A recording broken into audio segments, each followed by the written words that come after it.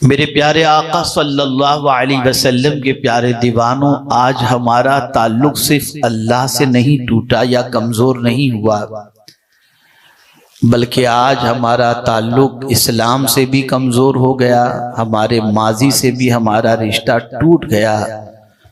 और दुनिया के बहुत सारे मुसलमान इस वक्त ये कहते हुए नज़र आते हैं कि हमारे हालात बड़े ख़राब हैं और हमारी पहचान भी दुनिया के अंदर कोई अच्छी इस वक्त मौजूद नहीं है। मैं आज की मुसलमानों की पहचान के हवाले से गुफ्तगू करने से पेशतर आपको रसूल गिरामी वक़ार सल्लल्लाहु अलैहि वसल्लम के दौरे पाक की थोड़ी सी सैर कराऊं। और मैं आपको बताना चाहूँगा कि पैगंबर रहमत सल्लल्लाहु अलैहि वसल्लम ने बहुत सारे बड़े बड़े कारनामे अंजाम दिए, लेकिन सबसे बड़ा कारनामा रसूल आज़म सल्लल्लाहु अलैहि वसल्लम का वो है कि आकाए करीम सल्लल्लाहु अलैहि वसल्लम ने जैसे इंसान तैयार किए, कयामत तक कोई यूनिवर्सिटी ऐसे इंसान तैयार नहीं कर सकती। इदारा साजी और मर्दुम साजी के अंदर बड़ा फर्क हुआ करता है। इदारा बनाना आसान है। रसूल रहमत सल्लल्लाहु अलैहि वसल्लम ने इदारा साजी पर भी तवज्जो फरमाई, लेकिन इंसान साजी, इंसान बनाने पर ज्यादा तवज्जो फरमाई। मैं थोड़ा सा फर्क इदारा तैयार करने में और इंसान तैयार करने में जो है वो मैं आपको समझा दूं। मिसाल के तौर पर अगर बेंगलोर के अंदर कोई इदारा कायम हुआ तो जहां इदारा होगा वहां लोग आएंगे, आने के बाद इल्म हासिल करेंगे, अमल के जेवर से आरास्ता होंगे, कुछ बनेंगे। लेकिन ये इदारा हर जगह दौड़कर इंसान नहीं बनाएगा। इदारा अपनी जगह पर रहेगा और ये जरूरी नहीं है कि बनाया हुआ इदारा परमानेंट रहे, बनाया हुआ इदारा महफूज रहे, बनाया हुआ इदारा चलता रहे। ये गारंटी कतई तौर पर नहीं है। लेकिन अगर आपने इंसान तैयार किए, इदारा चलकर कहीं नहीं जाता, लेकिन इंसान चलकर हर जगह पहुंचता है। जहां जहां बना हुआ और तैयार शुदा इंसान पहुंचेगा, जहां जहां पहुंचेगा वो इंसानियत के गुल खिलाता चला जाएगा। रसूल आज़म सल्लल्लाहु अलैहि वसल्लम ने इसलिए इंसान साजी पर तवज्जो फरमाई और किस स्टेप के साथ मेरे आका सल्लल्लाहु अलैहि वसल्लम ने अच्छे इंसान तैयार फरमाए। और तैयार फरमाने के बाद पैगंबर रहमत सल्लल्लाहु अलैहि वसल्लम के उन तैयार करदा इंसानों के बारे में अल्लाह ने क्या फरमाया, मैं जब इस एंगल से सोचता हूं तो मेरी अक्ल दंग रह जाती है। किसी इंसान की तारीफ, किसी मुरीद की तारीफ, किसी शागिर्द की तारीफ, किसी शेख की तारीफ या किसी स्टूडेंट की तारीफ अगर कोई करता है तो इंसान करता है। बेटे की तारीफ बाप करता है, मुरीद की तारीफ उस्ताद करता है, शागिर्द की मुरीद की तारीफ पीर करता है, शागिर्द की तारीफ उस्ताद करता है। लेकिन या रसूल अल्लाह, आपकी अज़मतों पर कुर्बान कि आपके तैयार करदा इंसानों की तारीफ इंसानों का खालिक खुद खुदा कर रहा है। कैसे इंसान हुजूर ने तैयार किए, कितने अनमोल इंसान तैयार किए, किस तरीके से हुजूर सल्लल्लाहु अलैहि वसल्लम ने मेहनत फरमाई। आइए थोड़ा सा मैं समझाता हुआ चलूं। जरा उस दौर को याद कीजिए जब पैगंबर रहमत सल्लल्लाहु अलैहि वसल्लम मक्की दौर के अंदर, मक्के मुकर्रमा के अंदर आकाए करीम सल्लल्लाहु अलैहि वसल्लम इंसानों के साथ जिंदगी की साआतें गुजार रहे हैं। अभी इस वक्त न्यूज के अंदर सबसे ज्यादा शाम जो है इसका तस्करा बड़ा मशहूर है और शाम का तस्करा ज्यादा हो रहा है। थोड़ा सा समझ लें, उर्दू में शाम कहते हैं, अरबी में सूरिया कहते हैं और इंग्लिश के अंदर सीरिया कहते हैं, ये तीनों एक ही है। अब शाम अल्लाह के रसूल सल्लल्लाहु अलैहि वसल्लम के सिलसिले में जब सबसे पहले हुजूर सल्लल्लाहु अलैहि वसल्लम नबी हैं, इस नबुव्वत के बारे में आकाए करीम सल्लल्लाहु ताला अलैहि वसल्लम की पहचान लोगों में कैसे हुई, तो मेरे आका सल्लल्लाहु अलैहि वसल्लम की उम्र 12 साल की थी और पैगंबर रहमत सल्लल्लाहु अलैहि वसल्लम 12 साल की उम्र के अंदर एक काफले के साथ सामान्य तिजारत लेकर मुल्क शाम तशरीफ ले गए थे। और जब मुल्क शाम सरकार सल्लल्लाहु अलैहि वसल्लम पहुंचे थे तो एक दरख्त के नीचे रसूल आजम सल्लल्लाहु अलैहि वसल्लम जब तशरीफ फरमा थे तो बहीरा राहिब ने जब उस दरख्त के नीचे हुजूर को सोते देखा, हाजिर हुआ और सरकार सल्लल्लाहु अलैहि वसल्लम के बारे में जानने की कोशिश की। और जब सरकार की तफसीलात बताई गई तो उस वक्त बहीरा राहिब ने कहा था, मैं गवाही देता हूं ये कोई और नहीं अल्लाह के आखिरी नबी मोहम्मद सल्लल्लाहु अलैहि वसल्लम है। जैसा कि हमारी किताबों के अंदर ये निशानी बताई गई है कि अल्लाह के आखिरी नबी तशरीफ लाएंगे और यहाँ पर मुस्तफा जान रहमत सल्लल्लाहु अलैहि वसल्लम यहाँ पर आराम फरमाएंगे। अब थोड़ा सा मैं आपको समझाऊं, रसूल आजम सल्लल्लाहु अलैहि वसल्लम की नबुव्वत के बारे में पहचान जब हो रही है, किस वक्त हो रही है? तिजारत के मौके पर 12 साल की उम्र में यहां से ये बात समझ में आई। एक अच्छे इंसान की पहचान अगर करनी हो तो जरा लेन देन करके देखो, तिजारत करके देखो, मुआमलात करके देखो तो तुम्हें पता चल जाएगा ये इंसान कैसा है। रसूल आजम सल्लल्लाहु अलैहि वसल्लम ने तिजारत के सफर के अंदर अपनी शनाख्त, अपनी पहचान जिस तरीके से करवाई थी, अल्लाह अकबर, उस काफले के बाद रसूल आजम सल्लल्लाहु अलैहि वसल्लम फिर दूसरी मर्तबा शाम की तरफ सामान्य तिजारत लेकर गए थे। उस वक्त रसूल आजम सल्लल्लाहु अलैहि वसल्लम का निकाह नहीं हुआ था। हजरत खदीजतुल कुबरा रदियल्लाहु ताला अन्हा का सामान्य तिजारत लेकर सरकार मुल्क शाम तशरीफ ले गए थे और हमेशा से ज्यादा नफा लाकर हजरत खदीजतुल कुबरा रदियल्लाहु ताला अन्हा को सरकार सल्लल्लाहु अलैहि वसल्लम ने अता फरमाया था। तो हुजूर की जो आदतें सफर के अंदर हजरत खदीजतुल कुबरा के खादिम ने देखी और देखने के बाद जब रसूल आजम के हवाले से हजरत खदीजतुल कुबरा रदियल्लाहु ताला अन्हा ने दरियाफ्त किया तो उन्होंने पूरी दास्तान बताई कि कितने अमीन हैं, कितने सच्चे हैं, कितने अखलाक के पैकर हैं, कितने सच बोलने वाले हैं, कितने वादे के वफा करने वाले हैं, कितने इबादत गुजार हैं, कितने अखलाक के पैकर हैं। जब ये सारी खूबियों को हजरत खदीजतुल कुबरा रदियल्लाहु ताला अन्हा ने सुना तो मुस्तफा जाने रहमत सल्लल्लाहु अलैहि वसल्लम के लिए अपनी तबीयत को माइल करके खुद ही निकाह का पैगाम अता फरमाया। मैं आपसे पूछना चाहता हूं, ऐ रसूल आजम सल्लल्लाहु अलैहि वसल्लम के दीवानों, ये अब पहचान का सिलसिला शुरू हो रहा है। अल्लाह अकबर। और जब पहली वही नाजिल होती है रसूल आजम सल्लल्लाहु अलैहि वसल्लम पर तो आते हैं अपनी ज़ौजा के पास, उम्मुल मोमिनीन हजरत खदीजतुल कुबरा रदियल्लाहु ताला अन्हा के पास, और आकर के कहते हैं ज़म्मिलुनी, मुझे चादर उड़ाओ, मुझे कंबल उड़ाओ, ए आयशा खदीजा मुझे कंबल उड़ाओ। अल्लाह अकबर। और फिर हुजूर सल्लल्लाहु अलैहि वसल्लम ने अपनी जान के हवाले से फिक्र का इजहार फरमाया। तो कुर्बान जाइए हुजूर की उस आइडेंटिटी पर, उस पहचान पर कि रसूल आजम सल्लल्लाहु अलैहि वसल्लम के बारे में हजरत खदीजतुल कुबरा रदियल्लाहु ताला अन्हा ने कहा, या रसूल अल्लाह, आपको आपका रब कभी ज़ाय नहीं करेगा, इसलिए कि आप तो मिस्कीनों का सहारा हो, आप तो रिश्तों को जोड़ने वाले हो, आप तो गरीबों के मदद करने वाले हो। इस तरीके से मुस्तफा जान रहमत सल्लल्लाहु अलैहि वसल्लम की खूबियां बयान फरमाई।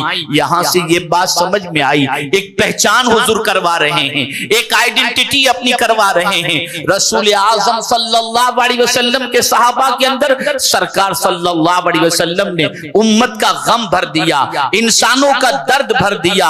मेरे प्यारे आका सल्लल्लाहु अलैहि वसल्लम के प्यारे दीवानों, यही पहचान उसके बाद सिद्दीक अकबर की बनी। जब सिद्दीक अकबर रदियल्लाहु ताला अन्हु मक्का मुकर्रमा छोड़कर जाने लगे तो इब्ने दगना ने कहा था, अबू बकर कहां जा रहे हो? तो उन्होंने कहा था, मक्के वाले मुझे बुलंद आवाज से कुरान पढ़ने नहीं देते, इसलिए छोड़ के जा रहा हूं।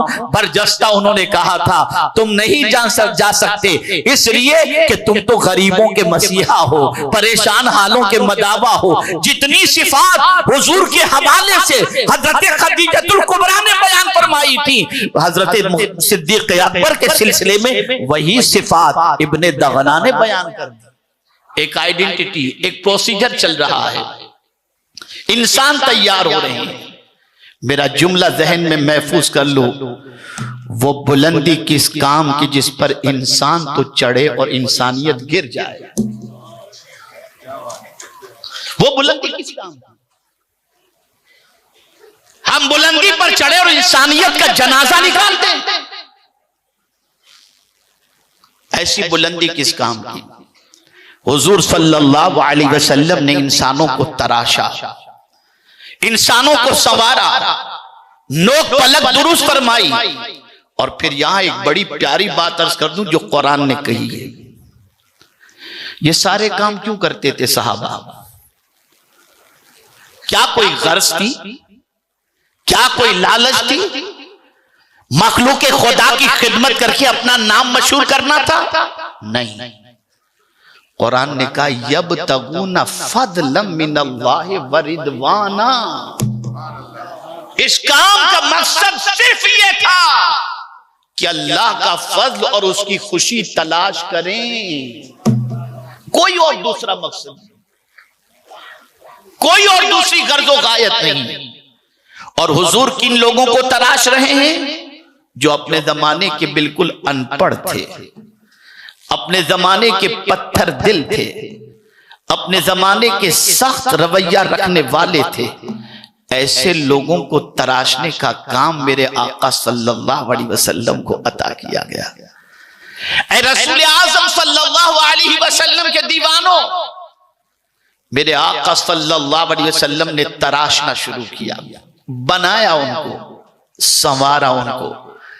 कभी कभी ऐसा होता है कि इंसान थोड़ा सा बैकफुट पे चले जाए तो लोग साथ छोड़ देते हैं, और साथ छोड़ने के बाद ये तसव्वुर करते हैं कि अब इनके साथ रह करके क्या फायदा, हम तो बैकफुट पे चले गए हैं। लेकिन मैं हुजूर सल्लल्लाहु अलैहि वसल्लम की तरबियत की तरफ जब नजर दौड़ाता हूं तो मेरी अक्ल दंग रह जाती है कि सरकार सल्लल्लाहु अलैहि वसल्लम सुलह हुदैबिया के मौके पर जब वहां से पलट कर आते हैं तो उस मौके पर सिचुएशन ये होती है कि 10,000 टोटल सहाबा थे, लेकिन फतेह मक्का के मौके पर यह तादाद घटती नहीं, 1,44,000 की बन जाती है।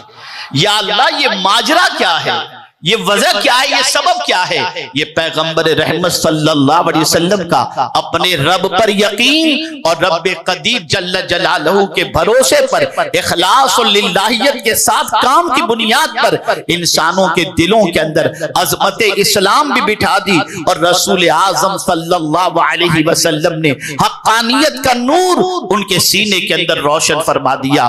मेरे प्यारे आका सल्लल्लाहु ताला अलैहि वसल्लम के प्यारे दीवानों, अल्लाह अज़्ज़ व जल्ल के प्यारे हबीब सल्लल्लाहु अलैहि वसल्लम सहाबा की नोक पलक दुरुस्त कर रहे हैं, इंसान तराश रहे हैं, उनकी बहुत अच्छी तरबियत की जा रही है। और कैसी तरबियत, आप जरा देखें, छोटी छोटी चीजों का ख्याल, छोटी छोटी चीजों के अंदर सरकार इस्लाह फरमाते नजर आते हैं। मिसाल के तौर पर रसूल आजम सल्लल्लाहु अलैहि वसल्लम के एक सहाबी ने एक सहाबी से यह कह दिया, या इब्न अल हबशा। वो रोते हुए हुजूर के पास हाजिर आए, सरकार मुझे फला सहाबी ने इब्न अल हबशा कह दिया। सरकार ने वो सहाबी को बुलाया और इरशाद फरमाया, क्या तुमने ऐसा कहा है? उन्होंने अर्ज किया, हाँ सरकार, मुझसे गलती हो गई, गर्दन झुका ली उन्होंने। सरकार सल्लल्लाहु अलैहि वसल्लम ने फरमाया, दौरे जाहिलियत की आदतें अब भी तुम्हारे अंदर मौजूद हैं। इस चीज को सुनने के बाद उनकी कैफियत इतनी चेंज हुई कि जमीन पर लेट गए और जिस सहाबी से उन्होंने कहा था इब्नुल हबशा, उनसे कहते हैं अपने तलवे को मेरे मुंह के ऊपर रख दो। लोग पलक दुरुस्त की जा रही है, संवारा जा रहा है। ऐ रसूल आज़म सल्लल्लाहु अलैहि वसल्लम के दीवानों, आप जरा सोचो, मक्के की जिंदगी के अंदर जुल्म और ज्यादती का तूफान जब हुजूर सल्लल्लाहु अलैहि वसल्लम के मानने वालों पर बपा किया जाता है तो सब सहते हुए नजर आते हैं, बर्दाश्त करते नजर आते हैं। और तरबियत का एक पहलू दाइयाने दीन भी सुने और इसको जहन के अंदर महफूज रखें। रसूल आज़म सल्लल्लाहु अलैहि वसल्लम ने जब तक मक्के के इर्द गिर्द के इंसानों के लिए तरबियत देने वाली जमाअत तैयार नहीं की, हुजूर आगे नहीं बढ़े। टोटल 50 सहाबा जब तैयार हो गए, और ऐसे सहाबा, मुझे एक बड़े मुफक्किर ने बड़ी प्यारी बात बताई। उन्होंने कहा कि देखिए, सहाबा की तरबियत के अंदर सरकार सल्लल्लाहु ताला अलैहि वसल्लम ने जो बहुत बड़ा नुमाया रोल अदा किया, जानते हैं वो रोल कब अदा किया? सहाबा की तरबियत में रसूल आज़म सल्लल्लाहु अलैहि वसल्लम का वो कौन सा वक्त था जिसके बाद सहाबा निखर करके अपनी सलाहियतों के साथ उभर कर आए? तो वो मुफक्किर फरमाते हैं, शाब अबी तालिब के अंदर जो सरकार ने 3 साल गुजारे, उस 3 साल में सहाबा की सबसे ज्यादा तरबियत हुई, इसलिए कि उन्हें सरकार की सुबह भी देखने का शर्फ हासिल हुआ, दोपहर भी देखने का शर्फ हासिल हुआ, तकलीफ में सब्र करने का जो है उसका पहलू भी उनके सामने उजागर हुआ। इस तरीके से हुजूर सल्लल्लाहु अलैहि वसल्लम की हयात तैयबा के इस 3 साला पीरियड को जब सहाबा ने देखा तो इन सहाबा की पोजीशन ये हुई कि शीशा पिघलाई हुई दीवार बन गए, और तपते हुए रेत पर भी जब उनको लिटाया गया तो उनकी ज़बान से कभी शिकवा नहीं, बल्कि अल्लाह और अहद अहद के नारे बुलंद होने शुरू हुए। यहां से ये बात समझ में आई, इंसान सुनकर जितना नहीं सीखता उतना देख करके सीखता है।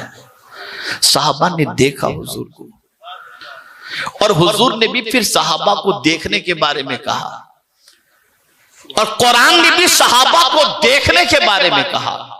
यह नहीं कहा कि सहाबा को सुनो, ये कहा देखो। कुरान ने दिखाया, क्या कहकर दिखाया? तराहुम रुक्कान सुज्जदा, जब उनको तुम देखोगे तो खुदा के सामने रुकू करते देखोगे और सजदा करते देखोगे। कुरान दिखा रहा है, कुरान दिखा रहा है। ऐ रसूल आज़म सल्लल्लाहु अलैहि वसल्लम के दीवानों, ये दिखाने की वजह क्या है? ये दिखाने की वजह सबसे बड़ी ये है कि इंसान सुनकर जो चीज की कद्र नहीं करता वो देख कर कद्र करता हुआ नजर आता है। देखा, अब ये सहाबा तैयार हो रहे हैं। हुजूर सल्लल्लाहु अलैहि वसल्लम ताइफ तशरीफ ले गए। ताइफ से फिर सरकार सल्लल्लाहु अलैहि वसल्लम वापस आए। अब मक्का मुकर्रमा में जिंदगी तंग हो रही है, सताया जा रहा है, लेकिन कुर्बान मेरे आका सल्लल्लाहु अलैहि वसल्लम के सहाबा की अजमत पर और रसूल रहमत सल्लल्लाहु अलैहि वसल्लम की अजमत पर इन तराशे हुए अपने गुलामों को कैसा तराशा था। अल्लाहु अकबर। आज अजान हो तो मस्जिद के लिए जाने को कोई तैयार नहीं, नमाज के लिए तैयार नहीं।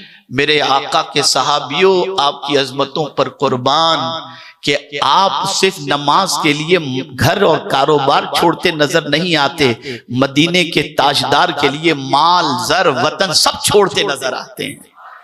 चले हिजरत फरमाई, गए मदीने मुनव्वरा। अब सरकार सल्लल्लाहु अलैहि वसल्लम ने जिन लोगों को तैयार किया था हज के अय्याम के अंदर, जो मदीने से आए थे हज के लिए, जिनको तैयार किया था वो तैयार शुदा वहां पहुंचे, कुछ दिनों के तैयार शुदा। अब जरूरत हुई तरबियत की, तो परवरदिगार के प्यारे हबीब सल्लल्लाहु अलैहि वसल्लम ने हजरत मुसअब इब्न उमैर रदी अल्लाह तआला अन्हु को उनकी तरबियत के लिए भेजा। अब देखिए तराशे जा रहे हैं, इधर तरबियत पाई, तरबियत पाकर वहां पहुंचे। अब वहां तरबियत जब दे रहे हैं तो पहले साल तो 5 लोग आए थे, लेकिन दूसरे साल जब तरबियत देने वाले वहां पहुंचे, अब हज के लिए जब आ रहे हैं तो अब ये 5 की तादाद नहीं, बढ़ करके कमोबेश 70 की तादाद हो चुकी थी। तैयार हो गए। मेरे प्यारे आका सल्लल्लाहु अलैहि वसल्लम के प्यारे दीवानों, अब देखिए इंसानियत, सरकार ने आने वालों को इल्म भी दिया और भाइयों का दर्द भी दिया, भाइयों का दर्द भी।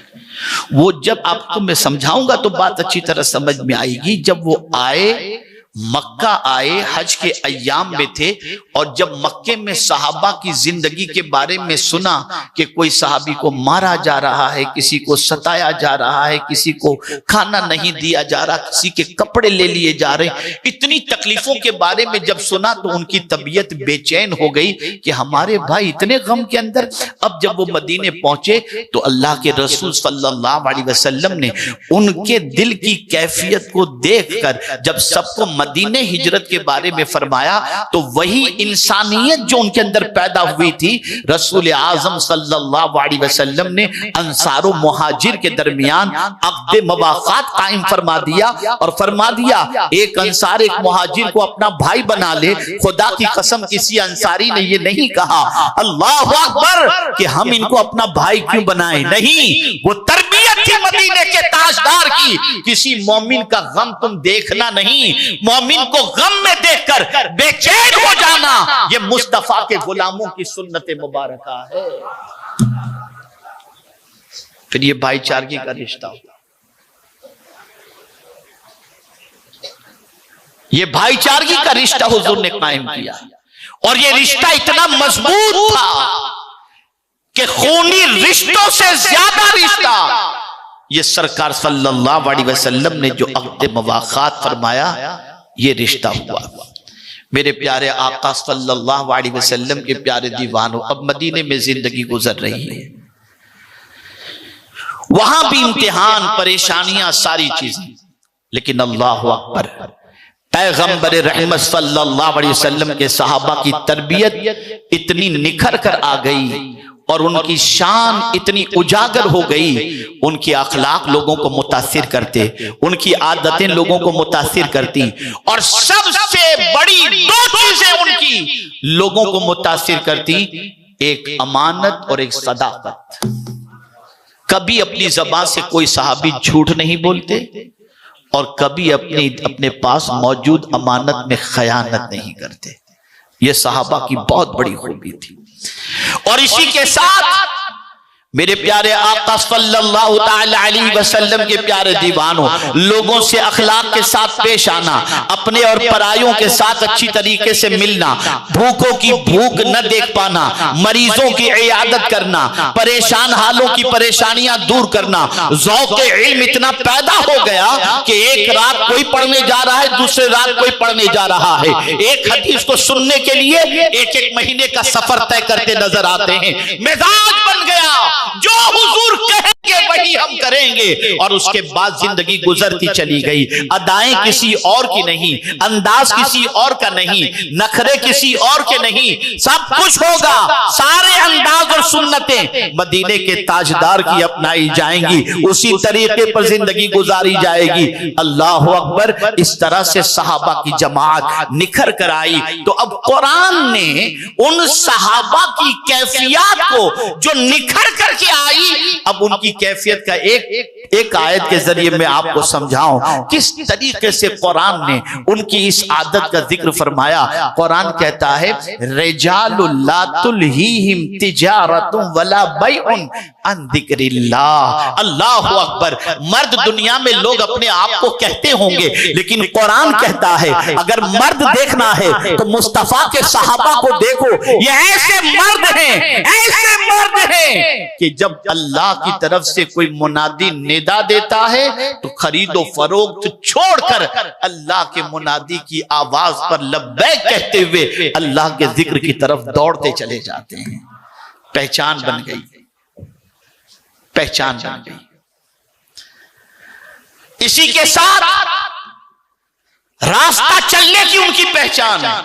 व इबादुर रहमानि लज़ीना यमशूना अलल अर्दि हौना व इज़ा ख़ातबहुमुल जाहिलूना क़ालू सलामा। पहचान बन रही है।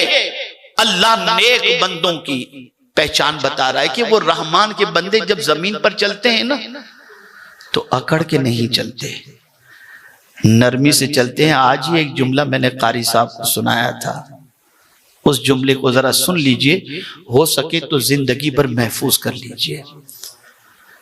इंसान उस वक्त तक अकड़ता है जब तक पकड़ नहीं होती।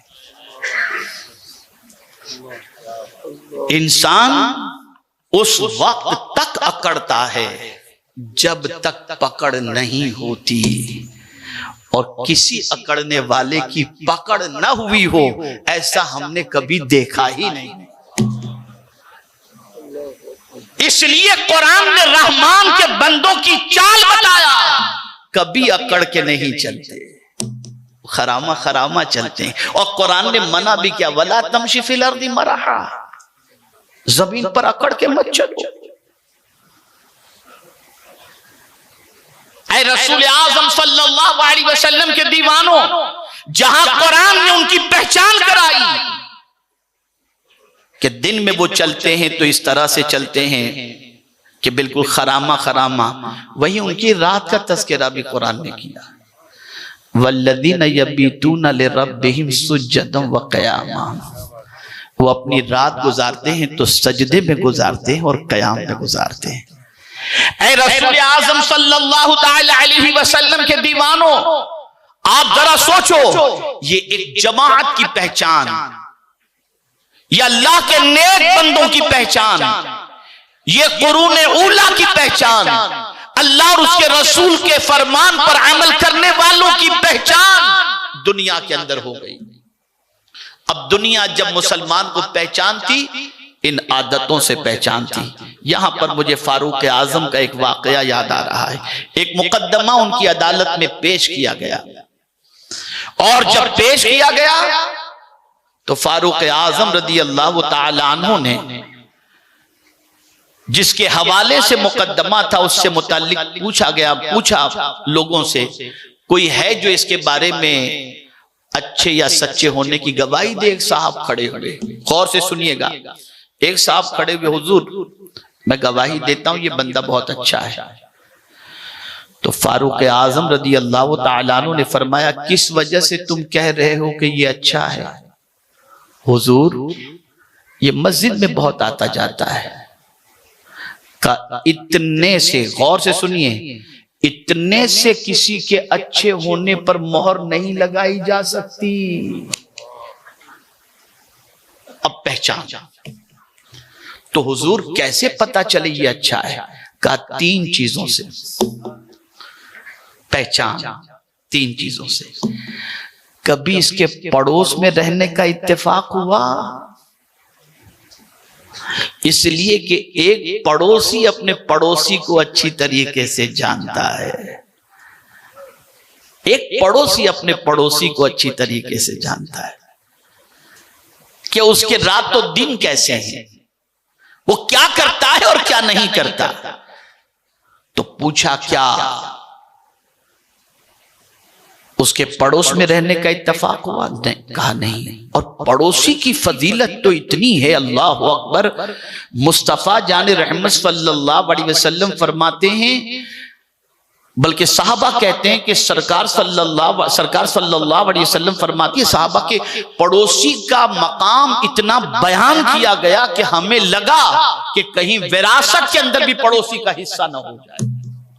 और हुजूर सल्लल्लाहु अलैहि वसल्लम फरमाते हैं, अगर कोई शख्स पेट भर करके खाए और उसका पड़ोसी भूखा सो जाए तो फरिश्ते रात भर उस पेट भरे हुए पर लानत भेजते हैं। यह पड़ोसी। आप क्या जानो पड़ोसी का हक क्या है, एक तवील टॉपिक है, फिर कभी इंशाअल्लाह अर्ज करूंगा। तो फारूक आजम फरमाते, पड़ोस में रहने का इत्तेफाक हुआ? तो कहा नहीं। कहा अच्छा ये बताओ, कभी मामलात उसके साथ तुमने किए, लेन देन वगैरह? कहा नहीं। का एक इंसान लेन देन में अच्छी तरीके से पहचाना जाता है, मामलाती जिंदगी के जरिए उसकी शनाख्त हो जाती है, उसकी पहचान हो जाती है। और फिर तीसरी बात उन्होंने फरमाई फारूक आजम ने, कभी सफर का इत्तेफाक हुआ उसके साथ? कहा नहीं। तो फरमाते हैं, एक इंसान को पहचानना कि ये अच्छा है या कैसा है, ये 3 स्टेप्स हैं, ये 3 मरहले हैं। पड़ोस में रह करके देखो, सफर करके देखो, लेन देन करके देखो, पता चलेगा। अब मैं आपको क्या बताऊं, आज तो पड़ोसी का मामला तो अल्लाह रहम करम फरमाए कि पड़ोसियों के साथ क्या सलूक होता है। कभी पानी उसका बंद कर दिया जाता, कभी खिड़की उसकी बंद कर दी जाती है, कभी कचरा उसके घर के सामने फेंक दिया जाता है, कभी गाड़ी उसके दरवाजे पर खड़ी कर दी जाती है। ये तो हमारा हाल है। और मामलात का मामला अगर कहा जाए, लेन देन का, तो अल्लाह रहम करम फरमाए कि मैं ये समझता हूं कि सबसे ज्यादा मामलाती जिंदगी के अंदर अगर आप वीक पाएंगे तो आज के मुसलमान को पाएंगे। और साहबा की मामलाती जिंदगी बड़ी पावरफुल थी। और सफर में जरा आप सफर करके देख लीजिए, तब आपको पता चलेगा। तो ये 3 चीजें, ये एक पहचान है। आप सफर में पहचाने जाएंगे, मामलाती जिंदगी में पहचाने जाएंगे, पड़ोस में रह करके पहचाने जाएंगे। मेरे प्यारे आका सल्लल्लाहु अलैहि वसल्लम के प्यारे दीवानों, तारीख बताती है कि सहाबा के पड़ोस के अंदर कोई रहता तो सहाबा के किरदार को देखकर इस्लाम कबूल कर लिया करता था। सहाबा से कोई लेन देन करता तो उनके वादे की वफा की वजह से सहाबा के हाथों पर ईमान ले आता। और जब कभी सफर करता तो कौन नहीं जानता फारूक आजम के सफर को, कि जब बैतुल मुकद्दस की चाबी लेने के लिए मदीने मुनव्वरा से जब निकले थे तो गुलाम को, किसी और को नहीं, गुलाम को, ये नहीं कि मैं बस सफर पे सवारी पर मैं रहूंगा तू घसीटता रहे, नहीं, थोड़ी देर तू सवारी पर बैठेगा, थोड़ी देर मैं सवारी पर बैठूंगा। ये गुलाम के साथ सलूक, ये गुलाम के साथ सलूक। ऐ रसूल आजम सल्लल्लाहु ताला अलैहि वसल्लम के दीवानों, ये हमारी आइडेंटिटी थी। और ये आइडेंटिटी इतनी पावरफुल थी कि एक तरफ प्रोपेगेंडा था और एक तरफ सहाबा की निखरी हुई जिंदगी थी। प्रोपेगेंडा करने वालों को मुंह की खानी पड़ी और जो सहाबा की जिंदगी देखता क्या उठता था, यही सच्चा है और इसका दीन सच्चा है। ये पहचान थी, ये आइडेंटिटी थी। गौसे पाक को देखो, ख्वाजा साहब को देखो, बाबा फरीद को देखो, दाता साहब को देखो, बंदा नवाज को देखो, मखदूम सिन्ना को देखो, इमाम इश्क मोहब्बत को देखो। खुदा की कसम, ये वो लोग थे जिनके करीब बैठने के बाद इंसान को खुदा की मोहब्बत याद भी आ जाती और दिल अल्लाह की मोहब्बत से लबरेज और रसूल आजम की मोहब्बत से लबरेज हो जाता। ये पहचान थी। जब ये पहचान थी तो अब आप देखें, जिनको मक्के में रहने के लिए बज़ाहिर मकान की किल्लत थी, लेकिन जब उन्होंने अल्लाह अज़्ज़ा व जल्ल और उसके रसूल सल्लल्लाहु अलैहि वसल्लम के फरामीन पर अमल किया तो कुरान ने क्या किया? कुरान क्या कहता है? कुरान कहता है कि उनके लिए आसमान के दरवाजे खोल दिए गए। और जो भी, ये ऐसा नहीं किसी एक के लिए, वलो अन्ना अहलल कुरा आमनू वत्तक़ौ लफतहना अलैहिम बरकातिम मिनस समा। अगर बस्ती वाले ईमान लाएं और तकवा इख्तियार करें तो अल्लाह फरमाता है आसमान से बरकतों के दरवाजे हम उसके लिए खोल देंगे। पता चला कि वो लोग जिनको मक्के में रहना दुश्वार था, बाद में हमने देखा कि उनके किरदार और उनकी जिंदगी की बुनियाद पर अल्लाह ने उनके कदमों के अंदर बड़े बड़े सुरमाओं के तख्तो ताज डाल दिए। और फिर यही हुआ। हजरत फारूक आजम की हयात तैयबा देखते हैं तो अक्ल दंग रह जाती है कि अल्लाह अकबर, अल्लाह अकबर। वो फारूक आजम जो मदीने मुनव्वरा पहुंचते हैं तो अक़्द मुबाख़ात के जरिए एक अंसारी भाई के भाई बन जाते हैं। एक दिन तिजारत के लिए जाते हैं और एक दिन रसूल आजम से सीखने के लिए जाते हैं। और ये भी देखिए क्या सोच बनाई थी हुजूर सल्लल्लाहु अलैहि वसल्लम ने। साहबा ने कहा था अंसार ने, आप फिक्र नहीं करें, रहें और खाएं पिए। कहा नहीं नहीं। वो लोग जो मुफ्त का खाने के आदी हैं ना, जरा गौर से सुने। सरकार के मुहाजिर साहबा कहते नहीं नहीं, हम बैठकर खाने वाले नहीं, हमने मक्के में बिजनेस किया, हमें मार्केट का पता बता दो, हमें मार्केट का पता बता दो, वरना मुफ्त का खाना मिले तो कौन छोड़ेगा। आज जरा देख लीजिए, ससुराल के पैसों पर पलने वाले बहुत सारे मिलेंगे। आज देख लीजिए, इधर उधर हाथ मारने वाले हजारों मिलेंगे। लेकिन साहबा ने मार्केट का रास्ता देखा और तिजारत की, उन्होंने मेहनत की, मशक्कत की, पहचान बनाई। अब एक पहचान अर्ज करके मैं फिर आता हूं आगे की तरफ।